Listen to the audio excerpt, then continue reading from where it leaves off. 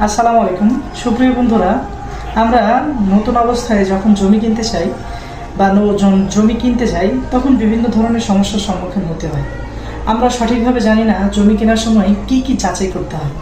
চলুন আজকে এক নজরে আমরা দেখে নেব জমি কেনার সময় কি কি জিনিস যাচাই করা প্রয়োজন আমাদের এবং কি কি জিনিস দরকার হয়। এই যে নতুন জমি কিনলে কি কি কাগজ প্রয়োজন হয় তা খুব সহজেই 1 মিনিটের মধ্যে জেনে নেবেন। এক, দলিল। বর্তমান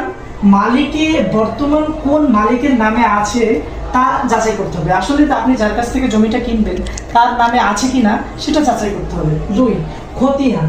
সিএস, এসএ, আরএস বা বিএস মালিকানা কার নামে আছে তা জানতে হবে। 3, জমির পর্চা, যথা মৌজা ও দাগ নাম্বার মিলিয়ে দেখতে হবে যে ঠিক আছে কিনা। 3, মিউটেশন, যথা বর্তমান মালিকের নামে নামজারি করা আছে কিনা, অর্থাৎ আপনি যার কাছ থেকে জমিটা কিনবেন তার নামে নামজারি করা আছে কিনা। 4 গেল। 5, ভূমি কর রসিদ, অর্থাৎ হালনাগাদ কর আছে কিনা তা যাচাই করতে হবে। 5 গেল। 6, জমির মাপ নির্দিষ্ট লোকেশনের সাথে মিল আছে কিনা। আসলে জমির যে ম্যাপ সেই ম্যাপটা নির্দিষ্ট লোকেশনে ঠিক আছে কিনা তা মিলিয়ে দেখতে হবে। 7, জমির মামলা আছে কিনা। আসলে যে জমিটা কিনবেন সেই জমিতে কোনো মামলা আছে কিনা বা পূর্বে কোনো মামলা